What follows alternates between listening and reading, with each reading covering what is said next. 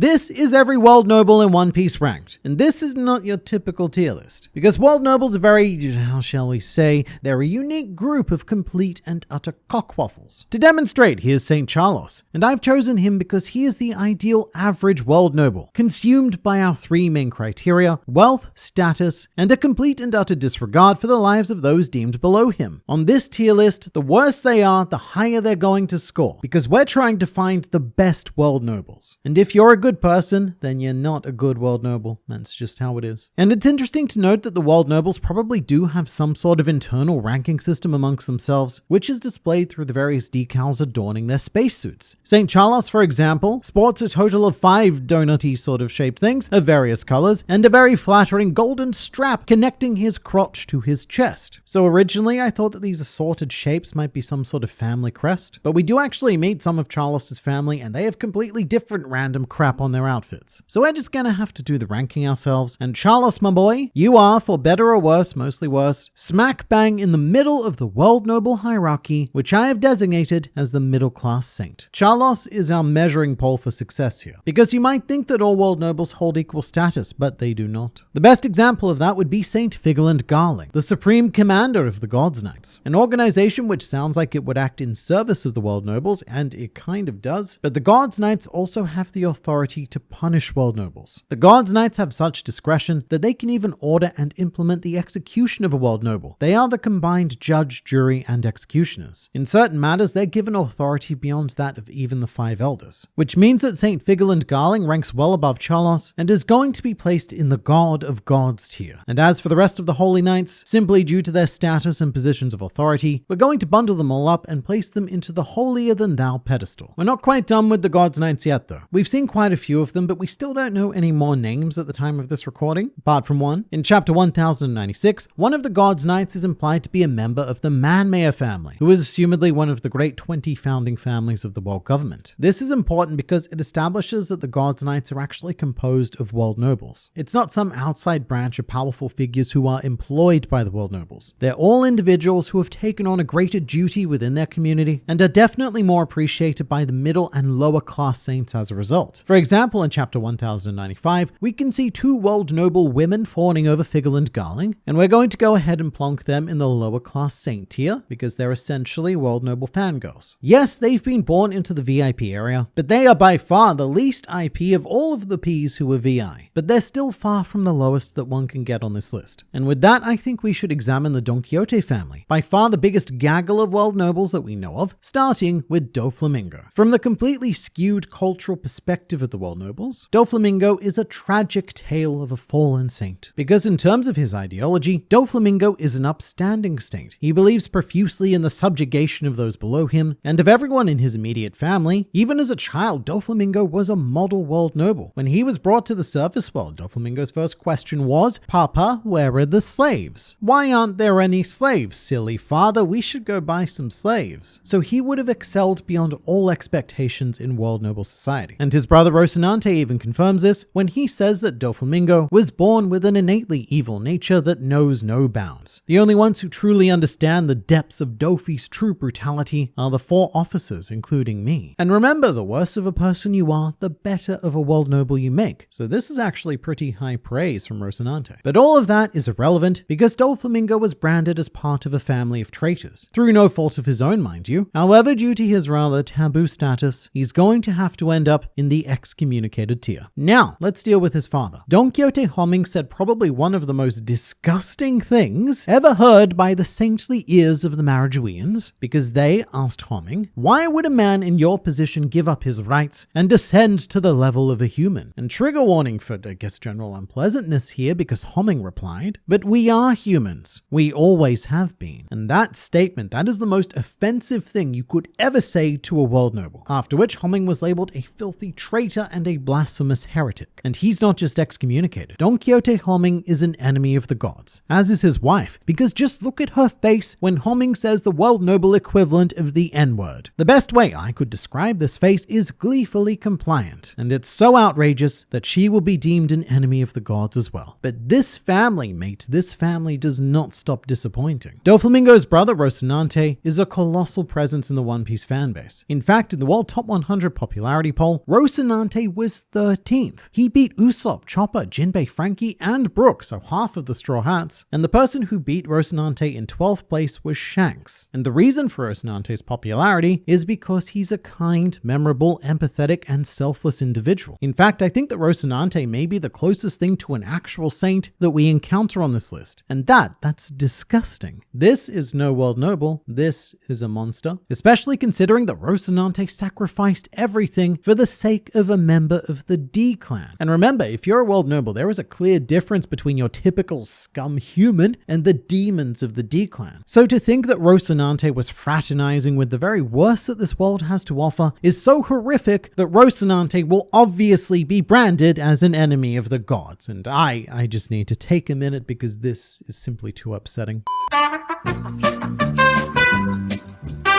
As a palate cleanser, may I now present Saint Roswad, better known as the man who rode Bartholomew Kuma during the Reverie, and lesser known as the father of Saint Charles. That's right, you have this man to thank for your eyes being cursed with the sight of this man. Now, Roswad definitely holds higher authority than Charles. There's a much greater sense of respect given to Roswad in general, even taking away the parenting aspect. And according to the nonsensical World Noble ranking system, I would assume that Roswad is actually quite high up, because his spacesuit is decorated quite excessively with a whole lot more insignia and or honors than we see from most world nobles, including a pretty little flower right at the top. And if you look closely, Roswad also decorates his walking stick with another lovely little flower. He's such a wholesome individual when he's not beating his slaves to death with a hammer. And his favorite food is monkey brains, which is a real food, and do not Google it. At first I thought it sounded like a bit of an absurd joke, which Oda does quite a bit, sort of like how King Ahodesunen's name literally means I am an idiot. But after researching monkey brains, as it turns out, it's perfectly demonstrative of the cruelty of a world noble. And much like the designs of all of the world nobles, I genuinely wish that I'd never looked at it. But for all of these achievements and more, Saint Roswad is going to be holier than thou. Now, for a bit of an aesthetic break at the very least, here is the last known member of the Charlos family, his sister Saint Shalria. And this is probably a good time to bring up that world noble women are just built different. Whatever they have going on in their 19 family vat of inbred DNA, it grants very favorable characteristics to the women, and I would pity them for only having the socially acceptable mating choices of men like Saint Charlos, but also I don't pity them at all because they're still absolutely horrible people in every way, shape, and not form. Aesthetically, they look alright. But all of this makes Shalria the perfect middle-class saint, although she is probably somewhat less distinguished than Charlos and certainly her father Roswad because she has barely any decorative crap on her outfit. However, what I will say for Shalria is that she certainly has a lot more going on than this group of anime-only world nobles who have no embellishments whatsoever. Even though they're fully clothed, they look practically naked. And effectively they are because they're completely status nude. No fancy crap means that this group of non-canon anime-only world nobles is going straight into the lower class saint tier. Now, Saint Jalmak isn't a name you may recognize, but you'll probably recognize his bazooka because it was used to blow Sabo the crap up when he was leaving the Goa Kingdom. But there's a very curious thing about Saint Jalmak that gives us some insight into world noble culture. You may have noticed that Jalmak wears a very uncharacteristic cube on his head, whereas most world nobles are known to wear bubbles. And there's a bit of a misconception that bubbles are the standard world noble headwear, because no matter what it is, they need something so as not to share the air of the masses, obviously. But the bubble is actually a Sabadi exclusive innovation. Instead of an actual device, Charlos, Roswad, and Shalria are all clad in natural bubbles generated by the archipelago. Hence why Charlos was able to eat his ice cream. At least that's what we were led to believe until chapter 1095. Because when the world nobles venture out into West Blue, they're wearing bubbles, not cubes. Which is odd because this takes place decades before St. Jalmak visited Goa. What I think may have happened is that Oda regretted the cube design a bit. It didn't quite have the same vibe we were looking for, so we just quietly left it behind. Back to Jalmak though, he's a rare example of a world noble with a profession, as he was sent to the Goa Kingdom in order to conduct an inspection. So he's given a fair bit of responsibility, and therefore must automatically rank higher than the Charlos average, making St. Jalmak holier than thou. But for the ultimate working saint, we have J. Garcia Saturn, the warrior god of science and defense. In terms of authority, it really only goes one step higher than Saturn in the world government. And despite his higher status, Saturn at the very least is more than happy to breathe the air of the masses and sees no need for either bubbles or cubes during his visit to the surface world, which is actually a bit of a trend with higher status world nobles, because the God's Knights don't wear bubbles either. So as much as the bubbles serve to preserve your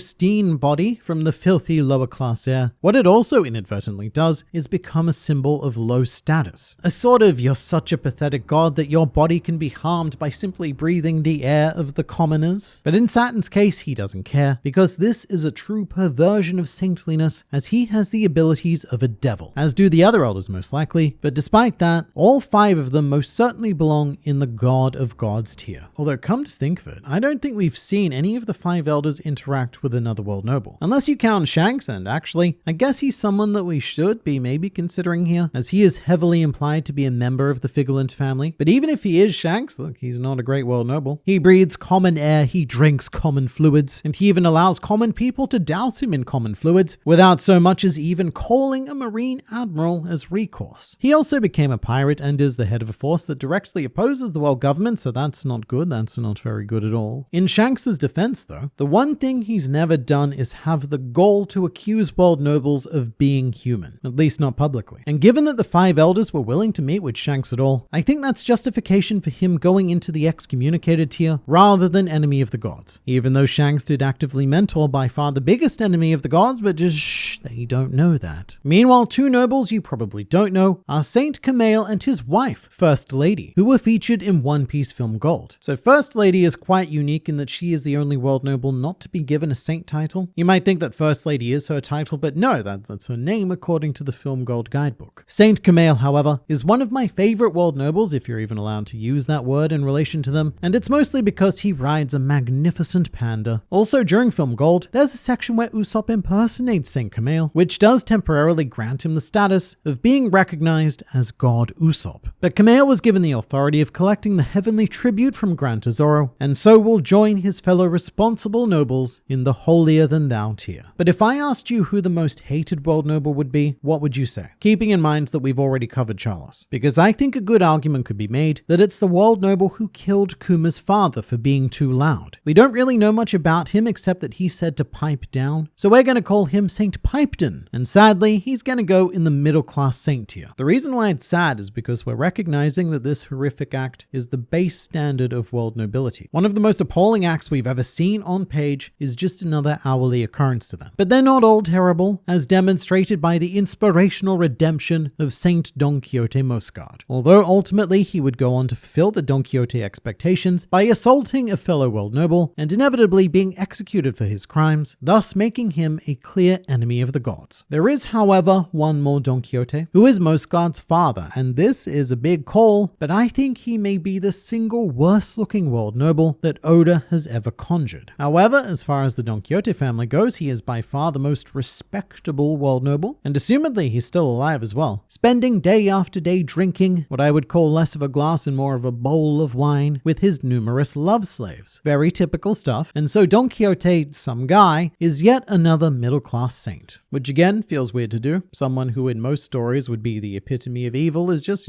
pretty average in this video. Much like Saint Pluming and Saint Lobster. Pluming was present for the Revolutionary Army invasion of Marijois, and he was about to kill one of his slaves before Karasu intervened. Meanwhile, Saint Lobster is the guy who berated Sakazuki when Kuma made his way to the top of the Red Line because he wasn't able to eat lobster last night. As far as world nobles go, this guy is probably the best from a best of the worst perspective, by which I mean the perspective of traditional morals. You know, the ones where we actually reward good behavior. Because if the worst thing he's done is berate one of the most hated characters in the series, then in this video that practically makes him a protagonist. And you know what? We're gonna punish him for that. Saint Lobster, while still a prick, was far too reasonable in his actions, so he's being demoted to lower class saint. Meanwhile, Saint Pluming, look, at least he tried to murder a slave, so he can remain as a middle class saint. But of course, we can go no further than Saint Imu Nerona, the ultimate world noble, the highest authority, capable of erasing islands with the stroke of a pen. There really is no tier that could possibly satisfy just how high of a position Imu occupies as the hidden ruler of the planet, which is actually a problem given the premise of this video. So for the sake of talking about fictional pirate comics on the internet, Imu will have to settle for a very special Honored 1 tier. And that is every world noble in One Piece ranked by a man on the internet.